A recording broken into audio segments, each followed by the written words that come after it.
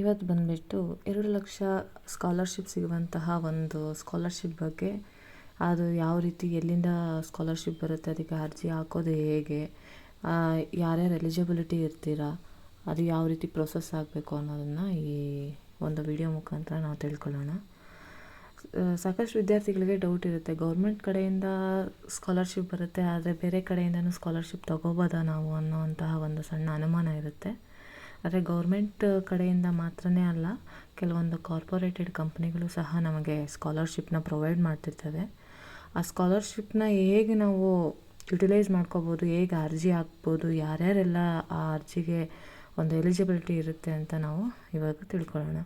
Corporate ಕಂಪ್ನಿಗಳು ಅಂದರೆ ಗೌರ್ಮೆಂಟ್ಗಿಂತ ಜಾಸ್ತಿ ಅಮೌಂಟೇ ಅವ್ರು ಸ್ಕಾಲರ್ಶಿಪ್ ಆಗಿ ಕೊಡ್ತಾರೆ. ಕೆಲವೊಂದು ಕಾರ್ಪೊರೇಟ್ ಕಂಪ್ನಿಗಳಿರುತ್ತೆ, ಅವರು ಅಂದರೆ ಸೋಷಿಯಲ್ ವರ್ಕ್ ಒಂದು ರೀಸನಲ್ಲಿ ಸ್ಕಾಲರ್ಶಿಪ್ನ ಕೊಡ್ತಾರೆ.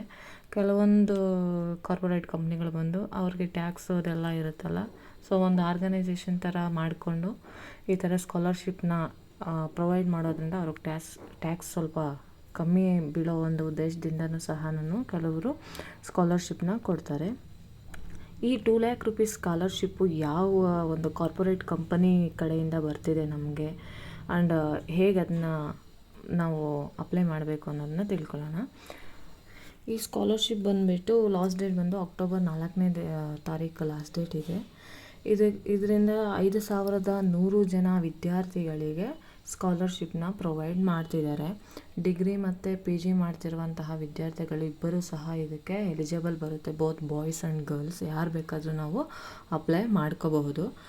ಡಿಗ್ರಿಯಲ್ಲಿ 500 ಜನಕ್ಕೆ ಬಂದುಬಿಟ್ಟು 2 ಲಕ್ಷ ರೂಪಾಯಿ ಸ್ಕಾಲರ್ಶಿಪ್ನ ಪ್ರೊವೈಡ್ ಮಾಡ್ತಿದ್ದಾರೆ. ಹಾಗೆ PGಯಲ್ಲಿ 100 ಜನಕ್ಕೆ 6 ಲಕ್ಷ ರೂಪಾಯಿ ಕೊಡಬೇಕು ಅಂತ ಹೇಳಿಬಿಟ್ಟು ಈ ಒಂದು ಸ್ಕಾಲರ್ಶಿಪ್ ಸ್ಕೀಮ್ನ ಅವ್ರದ್ದು ಮಾಡ್ತಿದ್ದಾರೆ. ಇದಕ್ಕೆ ಏನೇನು ಅರ್ಹತೆಗಳು ಬೇಕು ಅಂದರೆ, ಅವರು ನಮ್ಮ ಒಂದು ಶೈಕ್ಷಣಿಕ ಅರ್ಹತೆ ಮತ್ತು ನೋಡ್ತಾರೆ, ಆರ್ಥಿಕ ಪರಿಸ್ಥಿತಿಯನ್ನು ನೋಡಿ ಈ ಸ್ಕಾಲರ್ಶಿಪ್ನ ನಮಗೆ ಕೊಡ್ತಾರೆ. ಇದಕ್ಕೆ ಯಾರ್ಯಾರು ಇಂಟ್ರೆಸ್ಟ್ ಇದೆಯೋ ಅವರೆಲ್ಲ ಅರ್ಜಿಯನ್ನು ಹಾಕ್ಬೋದು. ಅದು ಅಕ್ಟೋಬರ್ 4ನೇ ತಾರೀಕು ಒಳಗಡೆ ಆಸಕ್ತಿ ಇರೋರೆಲ್ಲನೂ ಅರ್ಜಿ ಹಾಕಿ ಇದಕ್ಕೆ. ಮತ್ತು ಡಿಗ್ರಿಯನ್ನು ಹೊರತುಪಡಿಸಿ ಸಹ ಕೆಲವ್ರಿಗೆ ಡೌಟ್ ಇರುತ್ತೆ, ಡಿಗ್ರಿ ಬಿಟ್ಟು ಬೇರೆ ಏನೋ ಎಜುಕೇಷನ್ ಮಾಡ್ತಿರ್ತಾರೆ, ಅವ್ರಿಗೂ ಸಹ ಸ್ಕಾಲರ್ಶಿಪ್ ಸಿಗುತ್ತಾ ಇಲ್ವಾ ಅನ್ನೋದನ್ನು ಇರುತ್ತೆ. ಅದನ್ನು ಇಲ್ಲಿ ತಿಳ್ಕೊಳ್ಳೋಣ. ಒಂದು ಬಂದು ಇಂಜಿನಿಯರ್ ಅವ್ರಿಗೆ ಸಿಗುತ್ತೆ, ಇಂಧನ ಮತ್ತು ಜೀವವಿಜ್ಞಾನ ವಿಷಯಗಳಲ್ಲಿ ಡಿಗ್ರಿಯನ್ನು ಮಾಡ್ತಾ ಇರೋರಿಗೆ ಸಿಗುತ್ತೆ, ತಂತ್ರಜ್ಞಾನಗಳ ವಿಷಯಗಳಲ್ಲಿ ಡಿಗ್ರಿ ಮಾಡ್ತಾ ಇರೋರಿಗೂ ಸಿಗುತ್ತೆ. ಒಟ್ಟು ಈ ಒಂದು ಡಿಪಾರ್ಟ್ಮೆಂಟಲ್ಲಿ 100 ವಿದ್ಯಾರ್ಥಿಗಳನ್ನು ಆಯ್ಕೆ ಮಾಡಿ 6 ಲಕ್ಷ ರೂಪಾಯಿ ಸ್ಕಾಲರ್ಶಿಪ್ನ ಪ್ರೊವೈಡ್ ಮಾಡ್ತಿದ್ದಾರೆ. ಇದು ಎಲ್ಲಿಂದ ಬರುತ್ತೆ, ಯಾರು ಕಾರ್ಪೊರೇಟ್ ಕಂಪನಿ ಅಂದರೆ ರಿಲಯನ್ಸ್ ಕಾರ್ಪೊರೇಟ್ ಕಂಪನಿ ಕಡೆಯಿಂದ ನಮಗೆ ಈ ಒಂದು ಸ್ಕಾಲರ್ಶಿಪ್ ಬರುತ್ತೆ. ಇದನ್ನು ಅವರು ಪ್ರತಿ ವರ್ಷನೂ ಮಾಡ್ತಾ ಬಂದಿದ್ದಾರೆ. ಒಂದು 29 ವರ್ಷಗಳಿಂದನೂ ಪ್ರತಿ ವರ್ಷ ಈ ಕೆಲಸ ಮಾಡ್ಕೊತಾನೆ ಬಂದಿದ್ದಾರೆ. ರಿಲಯನ್ಸ್ ಕಂಪನಿಯವರ ಅಧ್ಯಕ್ಷರು ಅನಿತಾ ಅಂಬಾನಿ ಆಗಿರ್ತಾರೆ.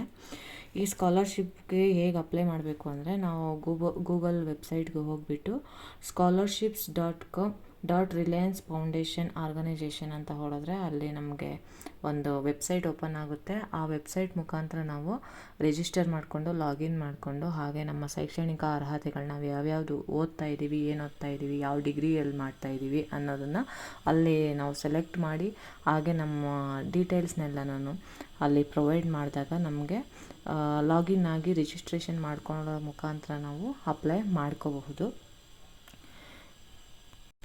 ಮೊಬೈಲ್ ಇದ್ದರೆ ಮೊಬೈಲಲ್ಲೂ ಮಾಡ್ಕೋಬಹುದು ಅಥವಾ ಲ್ಯಾಪ್ಟಾಪಲ್ಲೂ ಮಾಡ್ಕೋಬಹುದು. ಇಲ್ಲ ನಮ್ಗೆ ಆಗಲ್ಲ ಅಂತಂದರೆ ಎಲ್ಲರೂ ನಿಯರ್ ಸೈಬರ್ ಸೆಂಟರ್ಗೆ ಹೋಗಿಬಿಟ್ಟು ಈ ಥರ ರಿಲಯನ್ಸ್ ಒಂದು ಕಾರ್ಪೊರೇಟ್ ಕಂಪನಿ ಕಡೆಯಿಂದ ಸ್ಕಾಲರ್ಶಿಪ್ ಬಿಟ್ಟಿದ್ದಾರೆ, ಸೊ ನಾವು ಎಲಿಜಿಬಿಲಿಟಿ ಇದೀವಾ ಇಲ್ವಾ ಅಂತ ಚೆಕ್ ಮಾಡಿ ಅಗೈನ್ ನಿಮ್ಮ ಡಾಕ್ಯುಮೆಂಟ್ಸ್ ಎಲ್ಲ ಹಾಕಿ ಅಲ್ಲೇ ಸಹ ನೀವು ಅಪ್ಲೈ ಮಾಡಿಕೊಂಡು ಈ ಒಂದು ಸ್ಕಾಲರ್ಶಿಪ್ನ ತೊಗೋಬೋದು. ಇದೇ ರೀತಿ ಇನ್ನೂ ಬೇರೆ ಬೇರೆ ಸ್ಕಾಲರ್ಶಿಪ್ ಇದ್ದಾವೆ. ಹೀಗೆ ತಾನೇ ನಿನ್ನೆ ಒಂದು ಸ್ಕಾಲರ್ಶಿಪ್ ಒಂದು ವೀಡಿಯೋನ ಅಪ್ಲೋಡ್ ಮಾಡಿದ್ದೀನಿ. ಅಜೀಮ್ ಪ್ರೇಮ್ಜಿ ದೀಪಿಕಾ ಫೌಂಡೇಶನ್ ಕಡೆಯಿಂದ ದೀಪಿಕಾ ಸ್ಕಾಲರ್ಶಿಪ್ ಅಂತ ಒಂದು ಸ್ಕಾಲರ್ಶಿಪ್ನ ಡಿಗ್ರಿ ಓದ್ತಾ ಇರುವಂಥ, ಅಂದರೆ ಪ್ರಥಮ ಡಿಗ್ರಿ ಓದ್ತಾ ಇರುವಂತಹ ಹೆಣ್ಮಕ್ಳಿಗೆ, ಸೆಕೆಂಡ್ PUC ಮತ್ತು ಫಸ್ಟ್ PUC ಅವರು ಸರ್ಕಾರಿ ಶಾಲೆಯಲ್ಲಿ ಮುಗಿಸಿರ್ಬೇಕು ಅಂತ ಹೆಣ್ಮಕ್ಳಿಗೆ 30,000 ಸ್ಕಾಲರ್ಶಿಪ್ನ ಕೊಡ್ತಿದ್ದಾರೆ. ಅದನ್ನು ಸಹ ಇದೇ ಚಾನಲಲ್ಲಿ ವೀಡಿಯೋನ ಅಪ್ಲೋಡ್ ಮಾಡಿದ್ದೀನಿ. ಯಾರಿಗೆಲ್ಲ ಇಂಟ್ರೆಸ್ಟ್ ಇದೆ ಹೋಗಿ ಚಾನಲ್ ಲಿಂಕ್ನ ಡಿಸ್ಕ್ರಿಪ್ಷನಲ್ಲಿ ಕೊಟ್ಟಿರ್ತೀನಿ, ಹೋಗಿ ಚೆಕ್ ಮಾಡ್ಕೋಬೋದು. ಹಾಗೆ ಅದರಲ್ಲಿ ಯಾವ ರೀತಿ ಅಪ್ಲಿಕೇಶನ್ ಆಗಬೇಕು ಅನ್ನೋ ಡೀಟೇಲ್ಸ್ನೆಲ್ಲ ಎಕ್ಸ್ಪ್ಲೈನ್ ಮಾಡಿದ್ದೀನಿ. ಒನ್ಸ್ ಅಲ್ಲಿ ಹೋಗಿ ವಿಸಿಟ್ ಮಾಡಿ ಆ ವಿಡಿಯೋನ ನೋಡಿಬಿಟ್ಟು ನೀವು ಆ ಸ್ಕಾಲರ್ಶಿಪ್ಗೂ ಸಹ ಎಲಿಜಿಬಲ್ ಇದ್ದರೆ ಅದನ್ನು ಸಹ ಯುಟಿಲೈಸೇಷನ್ ಮಾಡಿಕೊಂಡು ನಿಮ್ಮ ಎಜುಕೇಷನ್ನ ಕಂಟಿನ್ಯೂ ಮಾಡ್ಕೋಬಹುದು. ಇದಕ್ಕೆ ಎಲ್ಲರಿಗೂ ಹೆಲ್ಪ್ ಆಗುತ್ತೆ ಅಂತ ಅಂದ್ಕೊಂಡಿದ್ದೀನಿ. ಇದೇ ರೀತಿ ಸ್ಕಾಲರ್ಶಿಪ್ ರಿಲೇಟೆಡ್ ಆಗಿರ್ಬೋದು, ಕರೆಂಟ್ ಅಫೇರ್ಸ್ ರಿಲೇಟೆಡ್ ಆಗಿರಬಹುದು, ಯಾವುದೇ ಒಂದು ಸ್ಕಾಲರ್ಶಿಪ್ಪು ಅಥವಾ ಬೇರೆ ಬೇರೆ ಮಾಹಿತಿಗಳನ್ನ ನಾನು ಇದೇ ರೀತಿ ಈ ಒಂದು ಯೂಟ್ಯೂಬ್ ಚಾನಲಲ್ಲಿ ಅಪ್ಲೋಡ್ ಮಾಡ್ತಾ ಇರ್ತೀನಿ.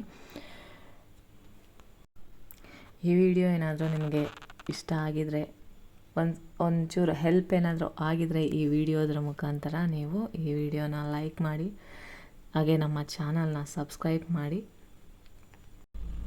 ಹೀಗೆ ಮುಂದಿನ ಡೈಲಿ ಒಂದೊಂದು ವಿಡಿಯೋನ ಅಪ್ಲೋಡ್ ಮಾಡ್ತಾ ಇರ್ತೀನಿ. ನಿಮ್ಮ ಸಪೋರ್ಟ್ ಹೀಗೆ ಇರಲಿ. Thank you. ಮುಂದಿನ ವಿಡಿಯೋಗಾಗಿ ನಾಳೆ ವಿಡಿಯೋ ಅಪ್ಲೋಡ್ ಮಾಡ್ತೀನಿ. Thank you. ಆ್ಯಂಡ್ ಸಬ್ಸ್ಕ್ರೈಬ್ ಮಾಡೋದನ್ನ ಮರಿಬೇಡಿ. ಆ್ಯಂಡ್ ಈ ಸ್ಕಾಲರ್ಶಿಪ್ದು ಲಾಸ್ಟ್ ಡೇಟು ಅಕ್ಟೋಬರ್ 4ನೇ ತಾರೀಕು ಇರುತ್ತೆ. ಹಾಗೆ ಅಜೀಂ ಪ್ರೇಮ್ಜಿ ಫೌಂಡೇಶನ್ ಕಡೆಯಿಂದ ಬರುತ್ತಿರುವಂತಹ ಸ್ಕಾಲರ್ಶಿಪ್ಗೆ ಅಕ್ಟೋಬರ್ 15ನೇ ತಾರೀಕು ಲಾಸ್ಟ್ ಡೇಟ್ ಇರುತ್ತೆ. ಯಾರೆಲ್ಲ ಇಂಟ್ರೆಸ್ಟ್ ಇದೆಯೋ ಈ ಚಾನಲ್ನ ಫಾಲೋ ಮಾಡಿ, ಲೈಕ್ ಮಾಡಿ. Thank you.